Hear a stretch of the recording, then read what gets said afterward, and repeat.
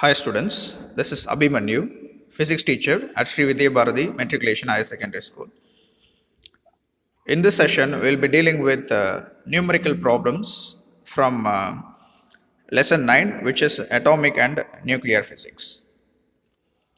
We'll look into the first problem. The question is, consider two hydrogen atoms, Ha and Hb in ground state. Assume that a hydrogen atom Ha is at rest and hydrogen atom Hb is moving with the speed, and make head-on collision or collide on the stationary hydrogen atom Ha. After the strike, both of them move together. What is the minimum value of the kinetic energy of the moving hydrogen atom Hb such that any one of the hydrogen atoms reaches one of the excitation state? Right? ப்ராப்ளமில் என்ன கொடுத்துருக்காங்க அப்படின்னா HAHB அப்படின்னு சொல்லிட்டு ரெண்டு hydrogen atoms இருக்குது. ஒரு hydrogen atom வந்து ரெஸ்ட்டில் இருக்கிறத அசியூம் பண்ணிக்கலாம், HA ரெஸ்ட்டில் அசியூம் பண்ணிக்கலாம். HB வந்து ஒரு குறிப்பிட்ட ஸ்பீடில் வந்து HA மேலே மோதுது. ரைட்? அப்படி ஹெட் ஆன் கொலிஷன், நேருக்கு நேர் மோதுது. அண்ட் மோதுறப்ப என்ன ஆகுது அப்படின்னா இப்போ ரெண்டுமே சேர்ந்து நகருது அப்படின்னு சொல்லி சொல்கிறோம். Both of them move together. இப்போது ஹெச்பியோட கைனட்டிக் எனர்ஜி எவ்வளவு இருந்துச்சுன்னா, அதில் ஒரு ஹைட்ரஜன் ஆட்டம் வந்துட்டு எக்ஸைட்டேஷன் ஸ்டேட்டை ரீச் பண்ணும். ஏதாவது ஒரு எக்ஸைட்டேஷன் ஸ்டேட்டை ரீச் பண்ணுறதுக்கு எவ்வளவு கைனட்டிக் எனர்ஜி ஹெச்பிக்கு இருக்கணும். ரைட்? ஹெச்பி வந்து மோதுது. அப்படி மோதுகிற ஹெச்பிக்கு எவ்வளவு கைனட்டிக் எனர்ஜி இருந்துச்சுன்னா ரெண்டில் ஏதாவது ஒரு ஹைட்ரஜன் ஆட்டம் எக்ஸைட்டட் ஸ்டேட்டை ரீச் பண்ணும் அப்படிங்கிறது தான் கொஸ்டின். Okay, right. இப்போ சொல்யூஷன் பார் ஃபர்ஸ்ட் கிவன் பார்த்துக்கலாம். Mass of HA is equal to mass of HB, which is equal to m. After strikes move with the same velocity v, kinetic energy of HB after collision எவ்வளோ இருக்கணும் அப்படிங்கிறது தான், sorry, கொலிஷனுக்கு முன்னாடி excitation energy reach பண்ணோம்னா kinetic energy எவ்வளோ இருக்கணும் அப்படிங்கிறது தான் கேள்வி. ஓகே, இப்போ சொல்யூஷன் பார்ட்டுக்குள்ளே போயிடுவோம். Initial kinetic energy of the system calculate பண்ணலாம். இனிஷியல் கைனட்டிக் எனர்ஜிங்கிறது ஜென்ரலாக கைனட்டிக் எனர்ஜிக்கு ஃபார்முலா என்னென்னா ½ ஓகே, ஸோ ஏ அப்படிங்கிறப்ப அதுக்கு இனிஷியல் எனர்ஜி U1 எடுத்துக்கலாம், இனிஷியல் வெலாசிட்டி U1 எடுத்துக்கலாம். அதே மாதிரி பிக்கு வந்து இனிஷியல் வெலாசிட்டி U2 எடுத்துக்கலாம். ஓகே ஓகே இங்கே அப்படியே மாற்றி எடுத்துருக்குறாங்க, அது ஒன்றும் பிரச்சனை இல்லை. ஹெச்ஏக்கு வந்துட்டு U2 அப்படின்னு சொல்லி எடுத்துக்கலாம் இனிஷியல் வெலாசிட்டி, ஹெச்பிக்கு வந்துட்டு U1 இனிஷியல் வெலாசிட்டின்னு எடுத்துக்கலாம். So initial kinetic energy equal to ½ m U1² + ½ m U2². Okay, இதில் U2 வந்து 0ன்னு எடுத்துக்கிறாங்க. அதாவது ஃபஸ்ட் ஆட்டமோட வெலாசிட்டி இனிஷியல் வெலாசிட்டி U2ன்னு எடுத்துக்கிறாங்க, மாற்றி எடுத்துக்கிறாங்க, அது ஒன்றும் பிரச்சனை இல்லை. U2 வந்து 0 அப்படிங்கிறதுனால இப்போது ஃபைனலாக நமக்கு மீதி இருக்கிறது ½ m U1² மட்டும்தான். ஓகே, இது ஃபைனல் கைனட்டிக் எனர்ஜி என்னவாக இருக்கும் அப்படின்னா ½ m V² + ½ m V². ஏன்னா ரெண்டுமே ஒரே வெலாசிட்டியில் போகுது அப்படின்னு சொல்லிட்டோம். அதுதான் இங்கே ½ × 2m V²ன்னு போட்டிருக்கிறாங்க. Right? So initial kinetic energy எவ்வளோ அப்படிங்கிறத கால்குலேட் பண்ணியாச்சு, ஃபைனல் கைனட்டிக் எனர்ஜி எவ்வளோ அப்படிங்கிறதையும் கால்குலேட் பண்ணியாச்சு. And kinetic energy final value வந்துட்டு இந்த 2 கேன்சல் பண்ணிங்கன்னா mv² வந்துடுது. இப்போ loss of kinetic energy in elastic collision டெல்லி வந்து என்னவாக இருக்கும்னா final kinetic energy minus initial kinetic energy அப்படின்னு சொல்லி பார்க்குறோம். அண்ட் சப்ராக்ட் பண்ணிங்கன்னா டிஃப்ரென்ஸ் இன் எனர்ஜி எவ்வளோ அப்படிங்கிறது கிடைக்கும். அந்த டிஃப்ரென்ஸ் இன் எனர்ஜி தான் எக்ஸ்ட்ரா எனர்ஜியாக போய் சேரும். Okay, right. அப்போ KEF - KEI அப்படிங்கிறப்ப டெல்லிக்கு ஒரு ஃபார்முலா இருக்குது நமக்கு, 1/2 MA MB / MA + MB × U1 - U2² அப்படின்னு சொல்லிட்டு ஒரு ஃபார்முலா இருக்குது. Okay, right. இந்த ஃபார்முலாவில் அதாவது loss in kinetic energy in elastic கொலிஷனுக்கு இந்த ஃபார்முலா யூஸ் பண்ணோம்னா mass of A and mass of B equal அப்படிங்கிறனால m²/2m U1 - U2² போட்டுடலாம். அப்போ delta is equal to cancel பண்ணிங்கன்னா m/4 U1² வரும். இந்த m/4 1/2 × 1/2 ஸ்ப்ளிட் பண்ணுறப்ப 1/2 × 1/2 m U1² வந்துடும். அண்ட் 2 டைம்ஸ் டெல்லி, இந்த இதில் ஒரு 2 அந்த சைடு கொண்டு போயிட்டிங்கன்னா 2 times delta is equal to 1/2 m U1² அப்படின்னு சொல்லி வந்துடும். ஓகே, அதாவது இனிஷியல் கைனட்டிக் எனர்ஜி 1/2 m U1²ங்கிறது இனிஷியல் கைனட்டிக் எனர்ஜி, அதை வந்து 2 டைம்ஸ் டெல்லியாக இருக்கணும். Okay, right. இந்த கண்டிஷனை யூஸ் பண்ணி the minimum energy required to raise the hydrogen atom from ground state to excited state is 10.2 electron volt. Okay, நார்மலாக பாருங்கள், ஹைட்ரஜன் ஆட்டமை கிரவுண்ட் ஸ்டேட்லேருந்து எக்ஸைட்டட் ஸ்டேட், ஃபஸ்ட் எக்ஸைட்டட் ஸ்டேட்டுக்கு கொண்டு போனீங்கன்னா உங்களுக்கு தேவையான மினிமம் எனர்ஜி வந்துட்டு 10.2 எலக்ட்ரான் வோல்ட். ஓகே, அப்போ அந்த அளவுக்கு சேஞ்ச் இன் எனர்ஜி எனக்கு இருக்கணும். இந்த எனர்ஜியை கொடுத்தீங்கன்னா தான் அங்கே நமக்கு போகும். ஓகே, அப்போ கைனடிக் எனர்ஜி ஆஃப் ஹெச்பி ஆட்டம் அதுதான் ½ U1² அப்படின்னு சொல்லி எடுத்துக்கிட்டிங்கன்னா அது வந்து 2 times டெல்லி அப்படின்னு சொல்லி ப்ரூவ் பண்ணியிருக்கிறோம். அப்போ அந்த சேஞ்ச் இன் எனர்ஜி வந்து எனக்கு 10.2 எலக்ட்ரான் வோல்ட்டாக இருக்குது அப்படிங்கிறத பார்க்குறோம். அப்போ 2 times 10.2 எலக்ட்ரான் வோல்ட்டு நம்ம போடுறப்ப 20.4 எலக்ட்ரான் வோல்ட். அப்போது 2 ஹைட்ரஜன் ஆட்டமில் ஃபஸ்ட்டு இது ரெஸ்ட்டில் இருக்குன்னு எடுத்துக்கிட்டோம்னா செகண்ட் இதோட எனர்ஜி இந்த ரேஞ்சில் 20.4 எலக்ட்ரான் வோல்ட் இருந்தால் மட்டும்தான் ஏதாவது ஒரு ஹைட்ரஜன் ஆட்டமாவது ஃபஸ்ட் எக்ஸைட்டட் ஸ்டேட்டுக்கு போக முடியும் அப்படிங்கிறத பார்க்குறோம். அவங்க கேட்டிருக்கிறது அதுதான். Right, okay. செகண்ட் ப்ராப்ளம் போகலாம். In the Bohr atom model, the frequency of transitions is given by the following expression. Nu is equal to Rc 1 by n square minus 1 by m square, where n is less than m. என்னங்கிறது ஒரு energy state, அதை விட higher energy state ஏதாவது ஒன்று m நம்ம வச்சுக்கிறோம். ஆருங்கிறது Rydberg's constant, சிங்கிறது வெலாசிட்டி ஆஃப் லைட், நியூங்கிறது frequency.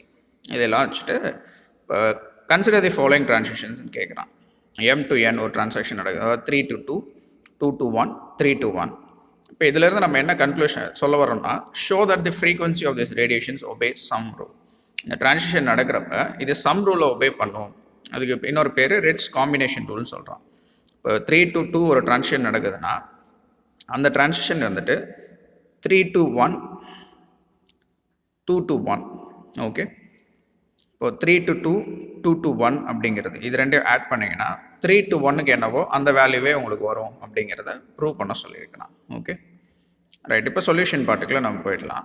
New is equal to Rc 1 by n square minus 1 by m square. நமக்கு நியூ பாருக்கு ரிலேஷன் இருக்கும். 1 by lambda is equal to R into இவ்வளோன்னு இருக்கும்.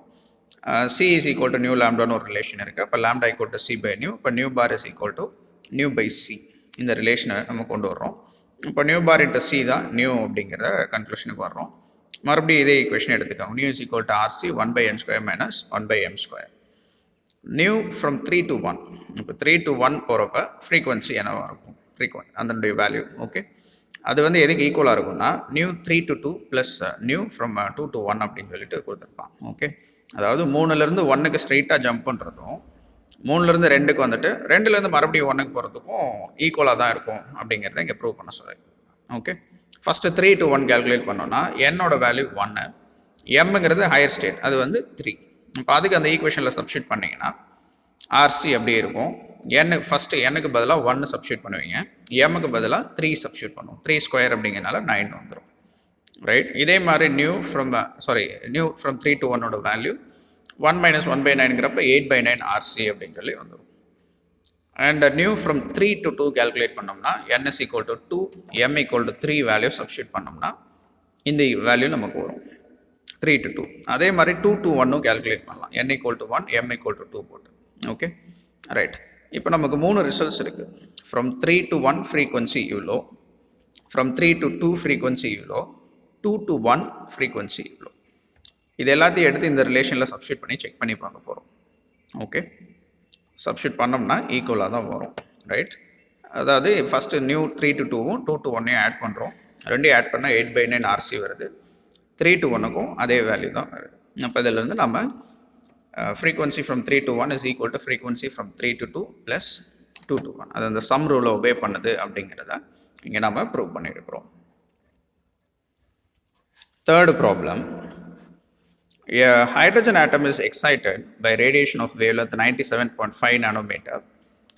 Find the principal quantum number of the excited state அப்படின்னு சொல்லி கொடுத்துருப்பாங்க. Show that the total number of lines in emission spectrum is n into n minus 1 by 2 and compute the total number of possible lines in emission spectrum அப்படின்னு சொல்லி கொடுத்துருக்காங்க. Okay, ஒரு hydrogen atom இருக்குது, அதில் ஒரு ரேடியேஷன் வந்து விழுகுது. அதனுடைய வேவ்லென்த் வந்து இவ்வளோ நானோமீட்டர். நானோ அப்படிங்கிறப்ப 10⁻⁹ மீட்டர். அதை இன் டர்ம்ஸ் ஆஃப் ஆங்ஸ்ட்ராம் எப்படி எழுதுறது அப்படின்னு கொடுத்துருப்பாங்க கிவனில்.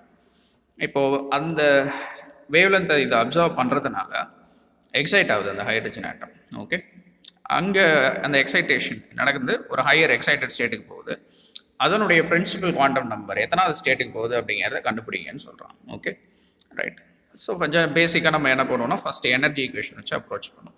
E is equal to h nu. which is equal to h into c by lambda. hங்கிறது Planck's constant, cங்கிறது velocity of light, lambdaவோட வேல்யூ தான் கொடுத்துருக்குறான் 97.5 nanometer.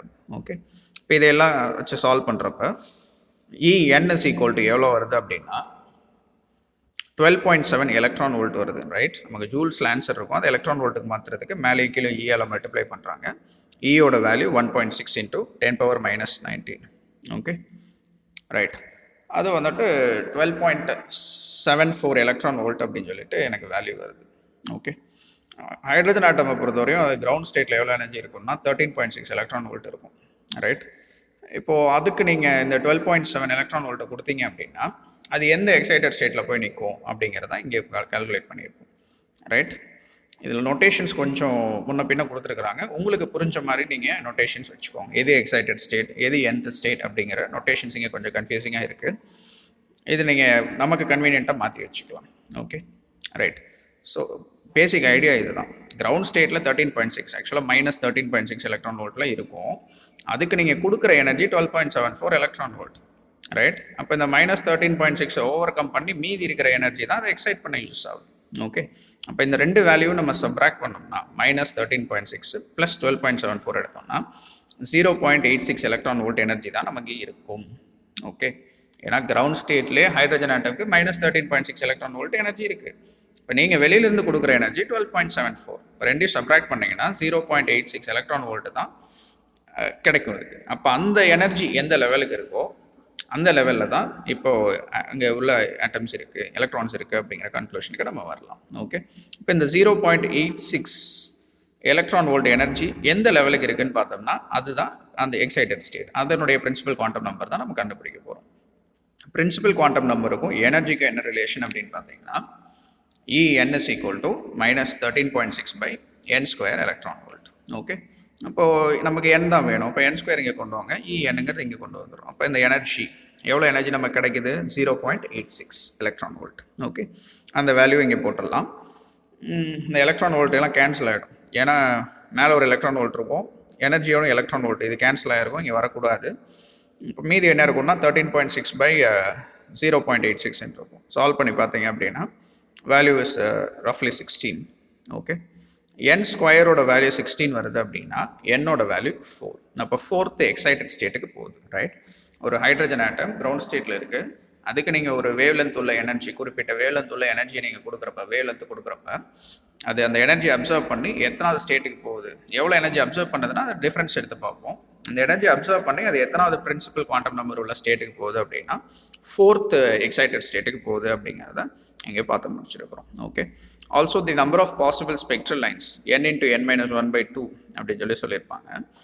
என்னோட வேல்யூ 4 அப்படிங்கிறதுனால இங்கே பாசிபிள் ஸ்பெக்ட்ரல் லைன்ஸ் என்னெல்லாம் அப்படின்னு பார்த்தீங்கன்னா 4 × 4-1/2 which is equal to 6. இப்போ 4வது எக்ஸைட்டட் ஸ்டேட்லேருந்து வருது அப்படின்னா எத்தனை பாசிபிள் ஸ்பெக்ட்ரல் லைன்ஸ் அப்படின்னு பார்த்தீங்கன்னா 4 to 1 வரலாம், 4 to 3 வரலாம், 4 to 2 வரலாம், 3 to 2 வரலாம், 3 to 1 வரலாம், 2 to 1 வரலாம். இப்போ ஆக மொத்தம் 6 பாசிபிள் ஸ்டேட்ஸ் இங்கே இருக்குது அப்படிங்கிறத இந்த ஃபார்முலா மூலமாக நம்ம கண்டுபிடிக்கிறோம். அடுத்த ப்ராப்ளம் போயிடலாம். Problem number 4. Calculate the radius of the earth if the density of the earth is equal to the density of the nucleus. Mass of the earth is equal to 5.97 × 10⁻24 kilogram. நமக்கு ஏற்கனவே தெரியும் நியூக்ளியஸோட density ரொம்ப அதிகம். எர்த்தோட density நியூக்ளியஸோட டென்சிட்டியை compare பண்ணுறப்ப ரொம்ப கம்மி. Okay, இப்போது எர்த்தோட டென்சிட்டியும் நியூக்ளியஸோட டென்சிட்டியும் ஈக்குவலாக இருந்துச்சுன்னா, ஓகே, எர்த்தோட டென்சிட்டியும் நியூக்ளியஸோட டென்சிட்டியும் ஈக்குவல்னு அசியூம் பண்ணிக்கிட்டோம்னா எர்த்தோட ரேடியஸ் என்ன ஆகும் பாருங்கள். நார்மலாக எர்த்தோட ரேடியஸ் வந்து ரஃப்லி 6400 கிலோமீட்டர், 6400 கிலோமீட்டர் எர்த்தோட ரேடியஸ். ஓகே, இப்போ இருக்கிற டென்சிட்டிக்கு இப்போ எர்த்தோட டென்சிட்டி நியூக்ளியஸுக்கு உள்ளே இருக்கிற டென்சிட்டி ஈக்குவலாக மாறிடுச்சுன்னா இப்போ எர்த் எந்த அளவுக்கு சின்னதாகிடும், ஏன்னா டென்சிட்டி அதிகமாகிடுச்சுல, அப்போ அந்த மெட்டீரியல்லாம் காம்பேக்ட் ஆகிடும். அப்போ ரேடியஸ் என்னவாக இருக்கும் அப்படிங்கிறத கண்டுபிடிங்கன்னு சொல்கிறோம். Okay, right, density ρe is equal to ρn, நியூக்ளியஸோட டென்சிட்டியும் எர்த்தோட டென்சிட்டியும் ஈக்குவல் அப்படின்னு சொல்லி வச்சுக்கோங்க. ஓகே, நியூக்ளியஸோட டென்சிட்டி வந்து எவ்வளோ அப்படிங்கிற வேல்யூ நமக்கு தெரியும். And mass of the earth வந்துட்டு 5.97 வேல்யூ அவங்களே கொடுத்துருக்குறாங்க. ஓகே, இந்த மாதிரி ஒரு சினாரியோவில் சொல்யூஷனுக்கு நம்ம போகலாம். Density is equal to mass by volume. Okay, mass of the earth கொடுத்துருக்குறாங்க வால்யூம் ஆஃப் த எர்த் வந்துட்டு 4/3 பை ஆர்இ கியூப். ஏன் இப்படி போடுறோம் அப்படின்னா, ஒரு ஸ்பியர்னு அதை அசியூம் பண்ணிக்கிறோம். ஸ்பியரோட வால்யூம் வந்து 4/3 பை ஆர் கியூப். இப்போது ஆர்இ கியூப் அந்த சைடு கொண்டு போயிருங்க, டென்சிட்டி கீழே கொண்டு வந்துடுங்க. ஓகே, அப்போ R E cube is equal to MP mass of the earth by 4/3 pi ரோன்னு வந்துடும். Density of the earth rho ஈன்னு தான் வரணும், ஆனால் டென்சிட்டி ஆஃப் த எர்த் அங்கே நியூக்ளியஸோட டென்சிட்டி, இப்போ ரெண்டு ஈக்குவல் அந்த வேல்யூவே போட்டுக்கலாம். Okay, mass of the earth 5.97 × 10^24 by 4/3 into பையோட வேல்யூ 3.14, டென்சிட்டி ஆஃப் நியூக்ளியஸ் வந்துட்டு 2.3 × 10^17 kg/m3. இந்த வேல்யூவை போட்டிங்கன்னா 6219 × 10^3 வருது. இது ஆர்இ கியூப். இப்போ ஆர்இ வேணுங்கிறப்ப கியூப் ரூட் எடுக்கிறோம். அப்போ சால்வ் பண்ணி பார்த்தீங்கன்னா உங்களுக்கு வர்ற வேல்யூ 180 மீட்டர்.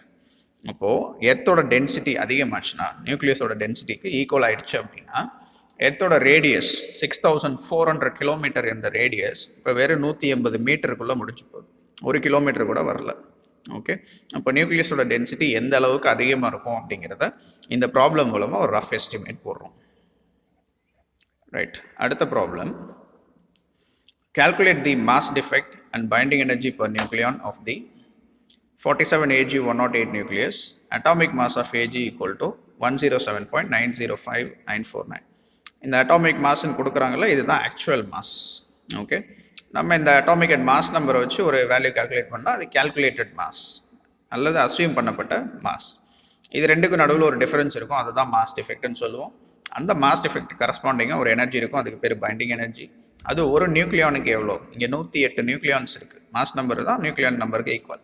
108 இருக்குது, அப்போ ஒன்றுக்கு எவ்வளோ, ஒரு நியூக்ளியானுக்கு எவ்வளோ அப்படிங்கிறத கால்குலேட் பண்ணுவோம். Okay, right.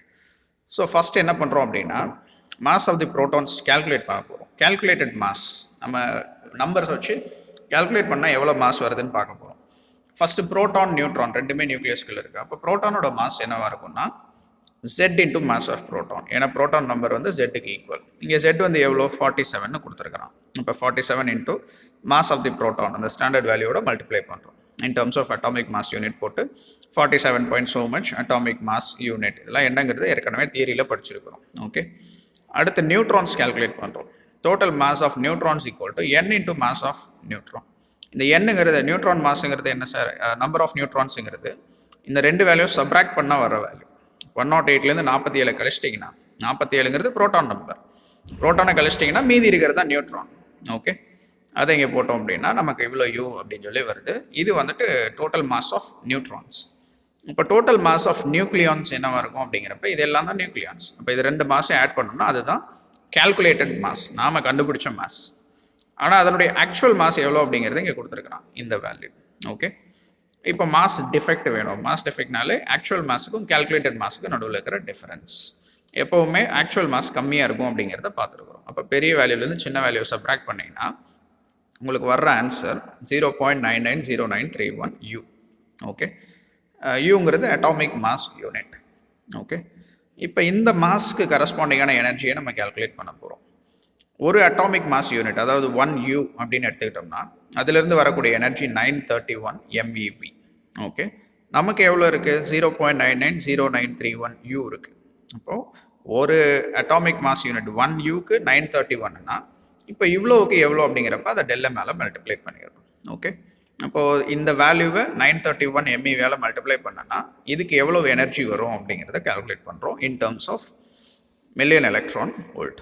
Okay, right. இது டோட்டல் பைண்டிங் எனர்ஜி, மொத்த எனர்ஜி அந்த மாஸ் டிஃபெக்ட் கரஸ்பாண்டிங்கான டோட்டல் எனர்ஜியை கால்குலேட் பண்ணியிருக்கிறோம். இப்போ பைண்டிங் எனர்ஜி பர் நியூக்ளியஸ் அப்படிங்கிறப்ப அல்லது per nucleon binding energy per nucleon அப்படிங்கிறப்ப 108 நியூக்ளியான்ஸுக்கு இந்த வேல்யூ. ரைட், அப்போது ஒரு நியூக்ளியானுக்கு எவ்வளோ அப்படிங்கிறப்ப அதை BE பார்னு எடுத்துக்குவோம். இந்த டோட்டல் வேல்யூவை 108ஆல் டிவைட் பண்ணிங்கன்னா உங்களுக்கு வர்ற ஆன்சர் 8.5 MeV. ஓகே, ஸோ இங்கே ஏஜி சில்வருக்கு பைண்டிங் எனர்ஜி எவ்வளோ, மாஸ் டிஃபெக்ட் எவ்வளோ, பைண்டிங் எனர்ஜி பர் நியூக்ளியான் எவ்வளோ அப்படிங்கிறத கால்குலேட் பண்ணி முடிச்சிருக்கிறோம். Problem number 6. Half-lives of two radioactive elements A and B are 20 minutes and 40 minutes respectively. Initially the samples have equal number of nuclei. Calculate the ratio of decayed numbers of A and B nuclei after 80 minutes. Right? Problem வந்துட்டு half-life, number of atoms decayed, undecayed இந்த கான்செப்டை base பண்ண ஒரு problem. ரெண்டு radio active elements இருக்குது, A and B. ஏவுடைய half life 20 minutes, பியோட half life வந்து 40 minutes. ஹாஃப் லைஃப்னா என்னன்னு நமக்கு தெரியும், ஒரு இனிஷியலில் பாதி டிகே ஆகிறதுக்கு எடுத்துக்கிற டைம் பேர் தான் ஹாஃப் லைஃப். ஓகே, ஆரம்பத்தில் ரெண்டு சாம்பிளுமே ஈக்குவல் நம்பர் ஆஃப் நியூக்ளியஸ் இருக்குது, ரெண்டுமே they have the equal number of nucleus. So initial number of atoms is equal, N0 வந்து ரெண்டுக்குமே equal. Calculate the ratio of decayed numbers of A and B nuclei after 80 minutes கேட்குறான்.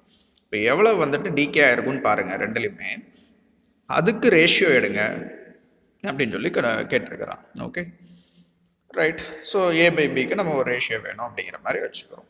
Okay, நமக்கு வந்து எவ்வளவு decay ஆயிருக்கு அப்படிங்கிறதுக்கு இது கிடையாது, ஈக்குவேஷன் கிடையாது. எவ்வளவு டிகே ஆகாமல் இருக்கு அல்லது ஒரு பர்டிகுலர் டைமில் நம்பர் ஆஃப் ஆட்டம்ஸ் ப்ரெசன்ட் அன்டிகேடுக்கு தான் நமக்கு ஈக்குவேஷன் இருக்குது. Okay, number of undecayed atoms in element எவ்வளோ அப்படிங்கிறத ஃபஸ்ட்டு கண்டுபிடிச்சிட்டு அதை டோட்டல்ல இருந்து சப்ராக்ட் பண்ணிட்டோம்னா எவ்வளவு டிகே ஆகிருக்கு அப்படிங்கிறது நமக்கு தெரியும். Okay, so first number of undecayed கண்டுபிடிக்கிறோம். நம்மக்கிட்ட கேட்டிருக்கிறது டிகே ஆன நம்பர் தான். ஓகே, இதுக்கு நமக்கு ரிலேஷன் கிடையாது. இப்போ ஃபஸ்ட்டு எவ்வளோ டிகே ஆகாமல் இருக்குது அப்படிங்கிறத கண்டுபிடிச்சு அதை டோட்டல் வேல்யூலேருந்து சப்ராக்ட் பண்ணோம்னா நமக்கு எவ்வளோ டிகே ஆயிருக்கு அப்படிங்கிற ரேஷியோ கிடைக்கும். Okay, so number of undecayed atoms in element NA first எடுத்துக்கிறோம். அதுக்கும் இனிஷியல் நம்பருக்கும் நம்பர் ஆஃப் ஆட்டம்ஸ் N0 வச்சுக்கிட்டோம்னா ரெண்டுக்கு என்ன ரிலேஷன்னா NA is equal to 1/2 the whole power n into N0. ஓகே, இதில் ஸ்மால் என்னங்கிறது என்ன அப்படின்னா number of half lives. Small என்னங்கிறது என்ன, நம்பர் ஆஃப் ஹாஃப் லைஃப்ஸ். இங்கே டோட்டல் டைம் பாருங்கள் 80 minutes கொடுத்துருக்குறான். இப்போ 80 நிமிஷம், ஹாஃப் லைஃப் வந்து ஃபர்ஸ்ட் இதுக்கு 20. அப்போ எத்தனை ஹாஃப் லைஃப் இதில் எனக்கு இருக்கும் அப்படின்னா 80/20.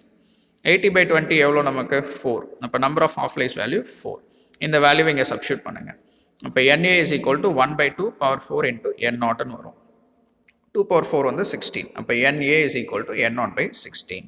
அப்போது 4 ஹாஃப் லைஃப்ஸுக்கு அப்புறம் ஏங்கிற எலமெண்ட் எவ்வளவு டிகே ஆகாமல் இருக்கும் அப்படின்னு பார்த்தீங்கன்னா N0/16. இதே மாதிரி பிக்கு கண்டுபிடிக்கலாம். NB is equal to 1/2 power n N0. Small என்னங்கிறது நம்பர் ஆஃப் டி ஆஃப்ஸ்ன்னு சொல்லியிருக்கிறேன். ஸோ டோட்டல் டைமை டி ஆஃபால் டிவைட் பண்ணுறோம். 80 இதனுடைய டி ஹாஃப் வந்து ஹாஃப் லைஃப் வந்து 40. இப்போ 2ன்னு வந்துடுது. அப்போ 2 டி ஹாஃப்ஸ்க்கு அப்புறம் 2 ஹாஃப் லைஃப்ஸுக்கு அப்புறம் எவ்வளவு மீதி இருக்கும் அப்படின்னு பார்த்தீங்கன்னா N0/4. ரைட். ஸோ மீதி இருக்கிறத நம்ம கண்டுபிடிச்சிருக்கிறோம். இப்போ எவ்வளோ டிகே ஆயிருக்கும்னு கண்டுபிடிக்கிறோம்னா இனிஷியல் வேல்யூலேருந்து சப்ராக்ட் பண்ணும். இப்போ ஃபஸ்ட்டு ஏ எடுத்துக்கலாம். அதில் எவ்வளோ டிகே ஆயிருக்கும் அப்படின்னா N0 - N போகிறோம். N0ங்கிறது ஆரம்பத்தில் இருந்த வேல்யூ, NAங்கிறது இப்போ இருக்கிற வேல்யூ. அப்போ ரெண்டையும் சப்ராக்ட் பண்ணோம்னா எவ்வளோ டிகே ஆயிருக்கும் அப்படிங்கிறது நமக்கு தெரியும். அப்போ N0 - N0/16 which is equal to 15 N0/16 அப்படின்னு சொல்லி வரும். இதே ப்ரொசீஜரை பிக்கு கொண்டு போகிறோம். பிலையும் ஆரம்பத்தில் இருந்த ஆட்டம்ஸ் வந்து N0 தான் சொல்லியிருக்கிறான்.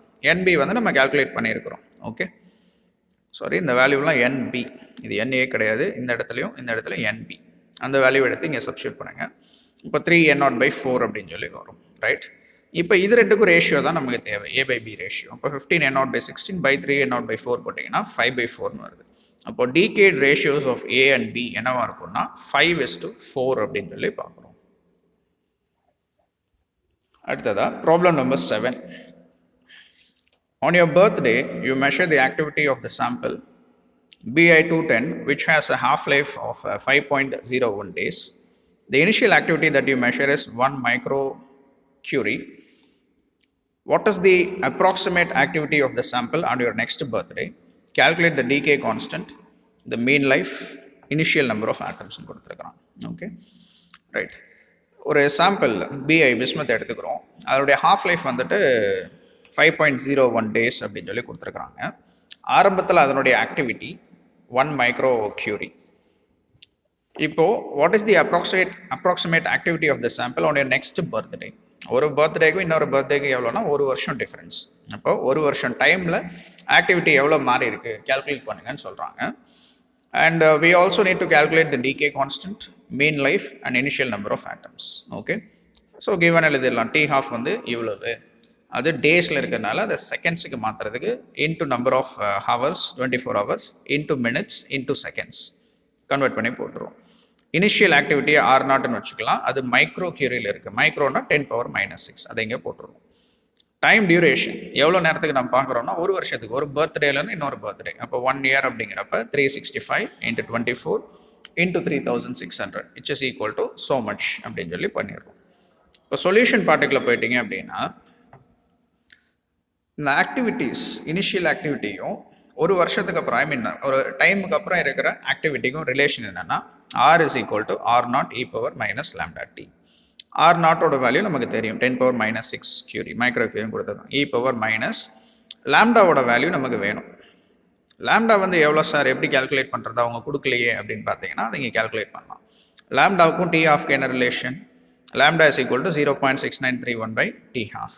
அப்போ இதை சால்வ் பண்ணுறோம். சால்வ் பண்ணால் நமக்கு வர ஆன்சர் எடுத்து இங்கே போட்டுடலாம். லாம்டா டி டைம் வந்து 365 days, அது செகண்ட்ஸில் போட்டிங்கன்னா இவ்வளோ வேல்யூ.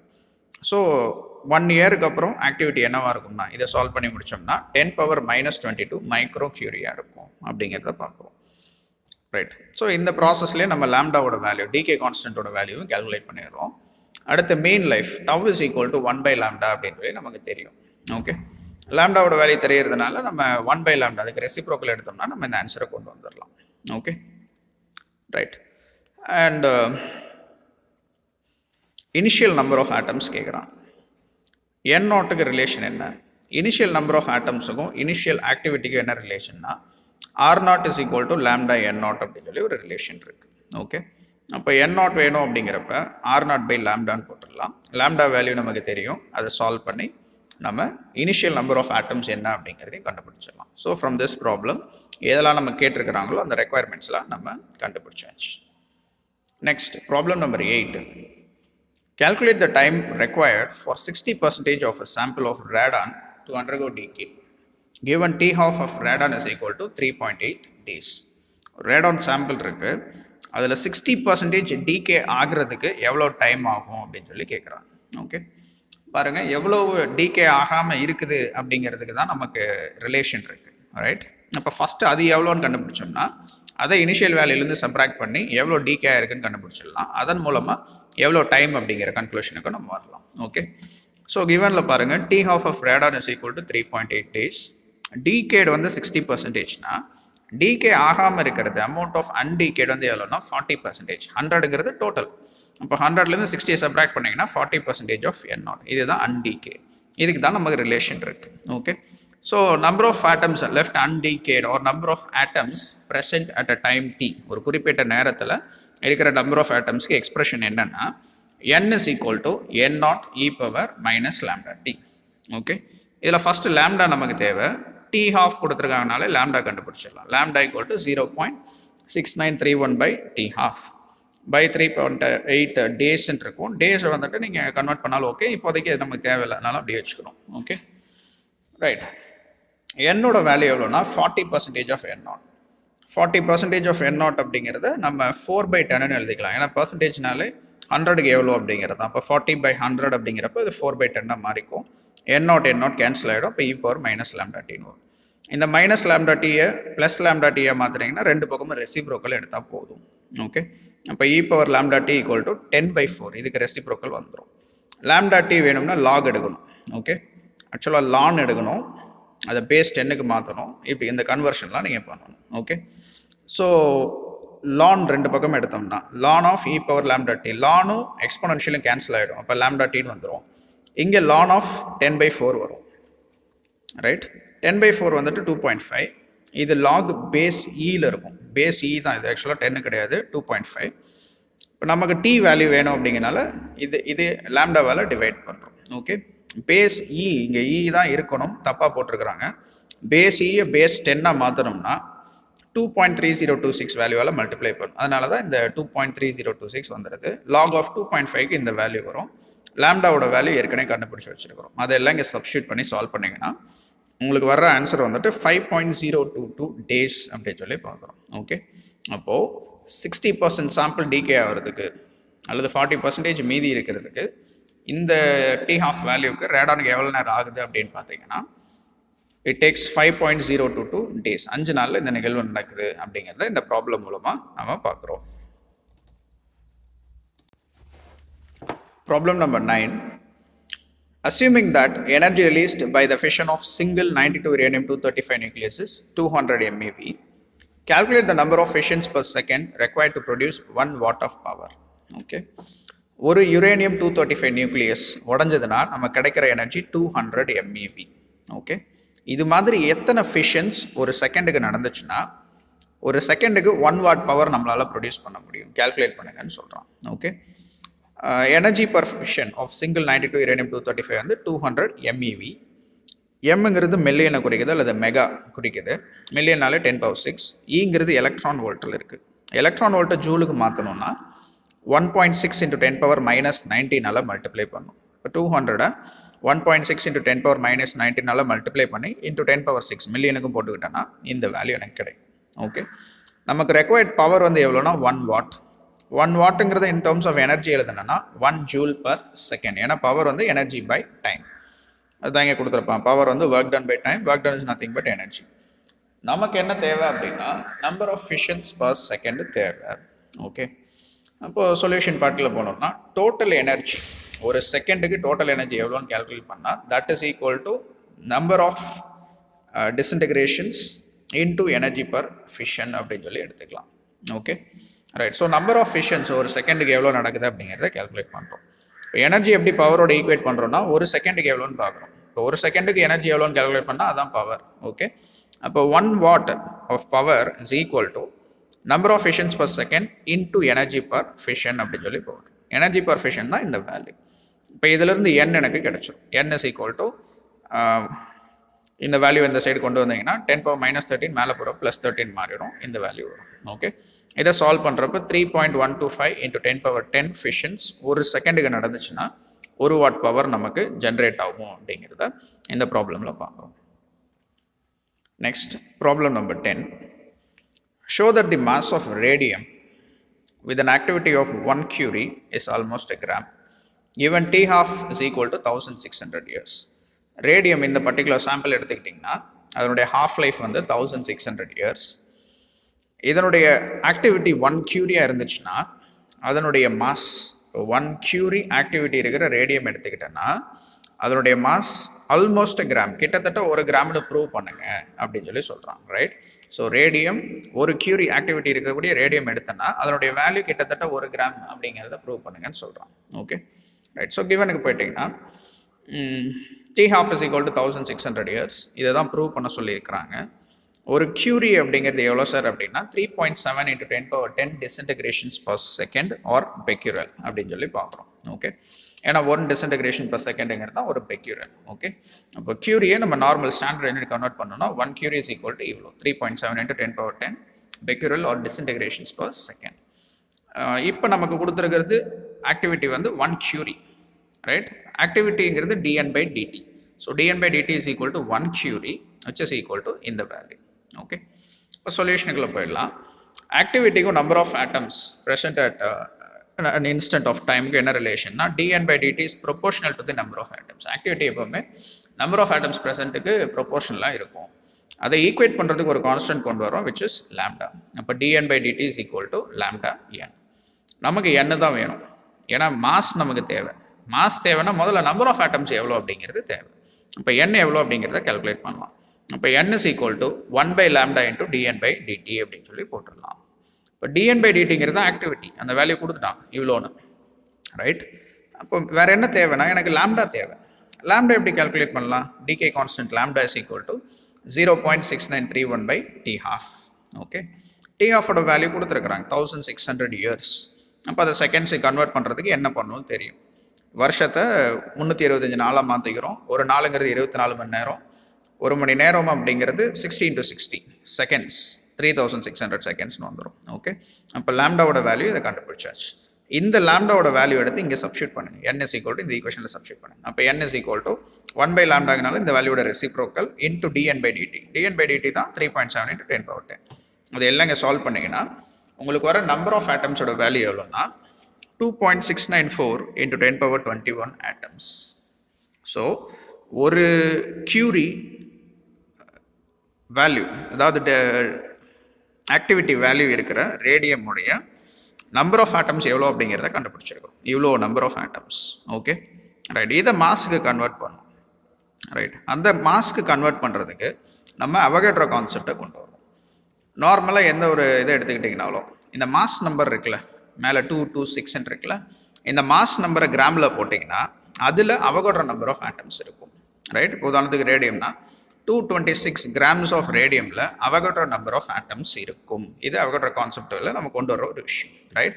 ஸோ இங்கே ரேடியமில் 226 gram of radium is equal to these many atoms. இத்தனை ஆட்டம்ஸ் இருக்குன்னா 6.023 into 10 power 23 தான் Avogadro number. Avogadro number of ஆட்டம்ஸில் 226 கிராம் ரேடியம் இருக்கும்.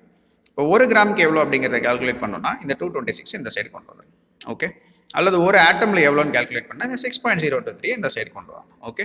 நமக்கு நம்பர் ஆஃப் ஆட்டம்ஸ் வச்சு தான் இருக்குது. அப்போ ஒரு ஆட்டமில் மாஸ் எவ்வளோன்னு கால்குலேட் பண்ணுறப்ப 226 by 6.023 into 10 power 23 கிராம்னு வந்துடும், ஓகே? ஒரு ஆட்டமோட மாஸ் இவ்வளவுனா நமக்கு இத்தனை ஆட்டம்ஸ் இருக்கு, ஓகே? அப்போ 2.694 into 10 power 21 ஆட்டம்ஸோட மாஸ் என்னவா இருக்கும் அப்படின்னா இந்த வேல்யூவை நம்பர் ஆஃப் ஆட்டம்ஸால் மல்டிப்ளை பண்ணுங்க. அதுதான் இங்கே பண்ணியிருப்போம், okay, right? So Avogadro number of ஆட்டம்ஸில் 226 கிராம் இருக்கு. ஒரு ஆட்டமில் அப்படிங்கிறப்ப இதை டினாமினேட்டர் கொண்டு வந்துடுறோம். இத்தனை கிராம் இருக்கு. நமக்கு இத்தனை ஆட்டம்ஸ் இருக்கிறதுனால அதை மல்டிப்ளை பண்ணிங்கன்னா டோட்டல் மாஸ் எவ்வளோன்னு கிடைச்சிடும். மல்டிப்ளை பண்ணிங்கன்னா சால்வ் பண்ணிங்கன்னா உங்களுக்கு வர்ற ஆன்சர் எவ்வளோன்னா அப்ராக்சிமேட்டாக 1.01 கிராம் வரும், ரைட்? ஸோ இட் இஸ் ரஃப்லி 1 கிராம். அப்போது ரேடியம் 1 கியூரி ஆக்டிவிட்டி இருக்கிற ரேடியம் எடுத்துக்கிட்டிங்கன்னா அதனுடைய மாஸ் ரஃப்லி 1.01 கிராம் அப்படிங்கிறத நம்ம ப்ரூவ் பண்ணியாச்சு. அடுத்த problem 11. Charcoal pieces of a tree is found from an archaeological site. The carbon-14 content of this charcoal is only 17.5%, that of equivalent sample of carbon from a living tree. What is the age of the tree? இது carbon dating அப்படிங்கிற கான்செப்டை base பண்ணது, C14 கான்செப்டை base பண்ணது. ஒரு archaeological சைட்டில் இருந்துட்டு ஒரு மரத்துகள் கறிக்கட்டையாக எடுக்கிறாங்க. அதில் 17.5% தான் C14 இருக்குதாமா. இப்போ லிவிங் ட்ரீயில் இருக்கிறத கம்பேர் பண்ணுறப்ப 17.5%. இப்போ லிவிங் ட்ரீயில் இருக்கிறத 100% எடுத்துக்கிட்டோம்னா இப்போ நமக்கு இருக்கிறது 17.5. இந்த டிகே ரேட்டை வச்சு தான் நம்ம ஏஜ் கால்குலேட் பண்ணுவோம். What is the age of ட்ரீங்கிறப்ப டைம் எவ்வளோ ஆச்சுன்னு கால்குலேட் பண்ணாலே அதுதான் ரஃப்லி age of the tree, okay? இப்போ கிவன் பார்ட்டுக்கு போயிடலாம். டி ஆஃப் ஃபார் கார்பன் எவ்வளோ அப்படின்னா 5730 years. N0 is equal to 100%. ஆரம்பத்தை எப்போவுமே டோட்டல் ஃபுல் வச்சுக்கிட்டோம்னா 100% வச்சுக்கலாம்.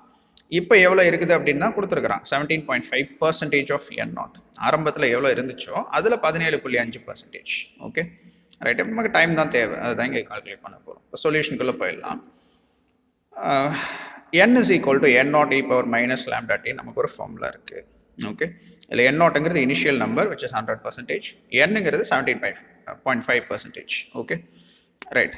இப்போ 17.5%ங்கிறப்ப 100க்கு எவ்வளோ அப்படின்னு தானே, அப்போ by 100 of N0 அப்படின்னு போட்டுரும். N0 கேன்சல் ஆகிடும். நமக்கு டைம் தான் தேவை. அதுக்கு ஃபஸ்ட்டு லேம்டா எவ்வளோன்னு கேல்குலேட் பண்ணணும். Decay constant lambda is equal to 0.6931 by t half. t half value நமக்கு தெரியும், அது வருஷத்தில் இருக்குது, அப்படியே இருக்கும். டைமையும் நம்ம இயர்ஸில் கேல்குலேட் பண்ணிட்டு போயிடலாம், அது ஒன்றும் பெரிய விஷயம் இல்லை, ஓகே, ரைட்? இப்போ இந்த லேம்டாவோட வேல்யூவை இங்கே கொண்டு வர போகிறோம். பிஃபோர் தட் இந்த சிம்பிளிஃபிகேஷன் முடிச்சுக்கலாம், okay? So 17.5 by 100 is equal to e power minus lambda t 1 by e power lambda t. மேலே இருந்தால் நெகட்டிவ், கீழே வந்தால் பாசிட்டிவ். இதை ரீஅரேஞ்ச் பண்ணால் e power lambda t is equal to 100 by 17.5 வச்சுக்கலாம். இந்த எக்ஸ்போனன்ஷியலை ரிமூவ் பண்ணுறதுக்கு ரெண்டு பக்கமும் நேச்சுரல் லாகரிதம் எடுக்கணும். லான் சொல்லுவோம், ln லான். அப்போ இங்கே ஒரு லான் இங்கே ஒரு லான் வந்துச்சுன்னா லான் ஆஃப் எக்ஸ்போனன்ஷியல் கேன்சல் ஆகிடும். இப்போ வெறும் லேம்டா டின்னு வந்துடும்.